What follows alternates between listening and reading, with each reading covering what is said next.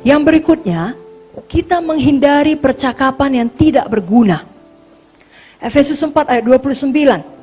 Janganlah ada perkataan kotor keluar dari mulutmu. Pakailah perkataan yang baik untuk membangun di mana perlu, supaya mereka yang mendengarnya beroleh kasih karunia. Jadi orang dengar saudara beroleh kasih karunia. Orang dengar saudara, dia dibangunkan. Amsal 26 ayat 4. Jangan menjawab orang bebal menurut kebodohannya, supaya jangan engkau sendiri menjadi sama dengan dia. Jadi kalau ada orang lain masih sibuk dengan percakapan yang tidak berguna, tidak perlu diladeni. Amin, saudaraku. Titus 3 ayat 9. Tetapi hindarilah persoalan yang dicari-cari dan yang bodoh. Persoalan silsilah, percekcokan, dan pertengkaran mengenai hukum Taurat. Semua itu tidak berguna dan sia-sia belaka. Ada beberapa hal nanti di sorga baru kita tahu jawabannya. Dan jangan habiskan waktu kita untuk membahas persoalan-persoalan yang tidak perlu. Tapi paling tidak yang paling mendasar, jangan kita melakukan pembicaraan mengenai dosa-dosa orang lain. Tadi kita sudah belajar, jangan buka rahasia orang lain. Itu hanya mengarah kepada dosa yang lebih besar lagi. Amin, saudara. Yang berikutnya, penguasaan lidah. Jangan gunakan bibir kita untuk menipu. Mazmur 17 ayat 1-3. Doa Daud. Dengarkanlah Tuhan perkara yang benar. Perhatikanlah seruanku. Berilah telinga akan doaku dari bibir yang tidak menipu. Daripadamu lah kiranya datang penghakiman. Matamu kiranya melihat apa yang benar. Bila engkau menguji hatiku, memeriksanya pada waktu malam dan menyelidiki aku, maka engkau tidak akan menemui suatu kejahatan. Mulutku tidak terlanjur. Kenapa? Karena hatinya pun benar.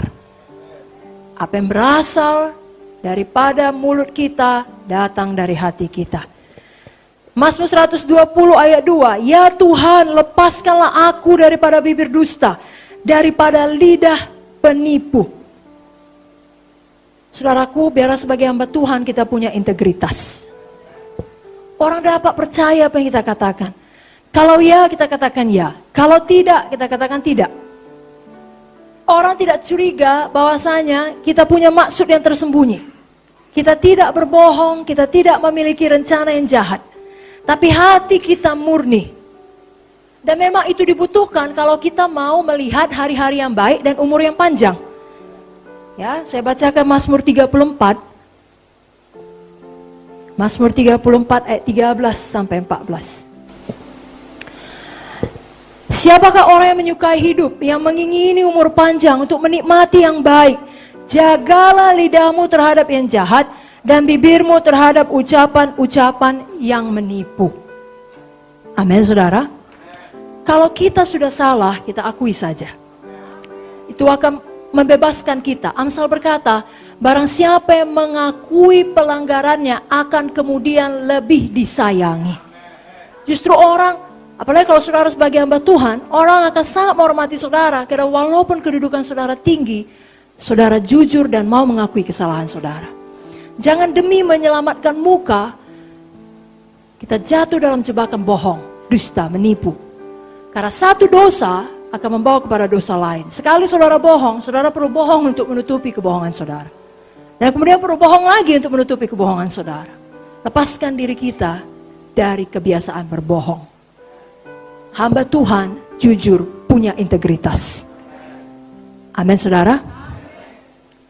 Yang berikutnya kita harus waspada terhadap pujian yang menjilat. Ini adalah pujian palsu. Pujian palsu ini berasal dari para setan. Tidak ada asalnya yang lain. Dan merupakan sebuah perangkap. Kenapa? Karena setan adalah tokoh yang sangat pandai berbicara. Seorang penjilat. Orang dapat terpancing oleh kata-kata seorang penjilat. Pujian yang tulus atau kata-kata yang membesarkan hati memang sangat berarti. Tapi pujian yang menjilat itu lain. Kenapa? Karena pujian yang menjilat itu dilebih-lebihkan dan ada sesuatu di baliknya. Ada udang di balik batu. Motifnya tidak benar. Seorang penjilat, dia tidak tulus. Dia mau setelah dia menjilat, memuji. Ada sesuatu diberikan kepada dia sebagai imbalannya. Dia menginginkan sesuatu sebagai ganti daripada kata-kata pujiannya. Saudara ingat Esther. Dia membutuhkan sesuatu, bahkan bukan untuk dirinya, untuk menyelamatkan umat Tuhan. Dia berdoa, dia berpuasa. Itulah yang harus kita teladani. Amsal 26 ayat 28, lidah dusta membenci korbannya, mulut licin mendatangkan kehancuran. Jadi tidak ada kebaikan daripada lidah penjilat. Pujian yang menjilat adalah taktik antikristus kelak. Kenapa orang nanti menyembah antikristus? Karena mulutnya manis.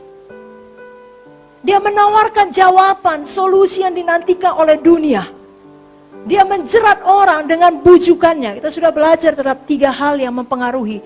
Bukan dengan nyata-nyata, tapi dengan bujukan. Dia bujuk. Kalau orang membujuk, baik ucapannya. Jangan percaya.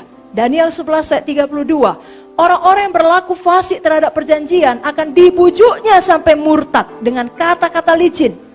Jadi pandai, ada alasannya. Seakan-akan bahkan mungkin ada dasarnya, tapi kebohongan. Tapi kita, umat yang mengenal Allahnya, akan tetap kuat dan bertindak. Makanya dari dalam, dari sekarang, Bapak Ibu Saudara, jangan pernah harapkan pujian manusia untuk menyatakan kita dihargai. Nanti saudara bisa jatuh dalam jebakan. Orang tahu tuh kelemahan saudara, dia sangat suka dipuji. Lalu orang jilat saudara, jangan. Satu-satunya pujian yang saudara nantikan adalah, hai hambaku yang baik dan setia, masuklah ke dalam kesukaan Tuhan. Amin saudara.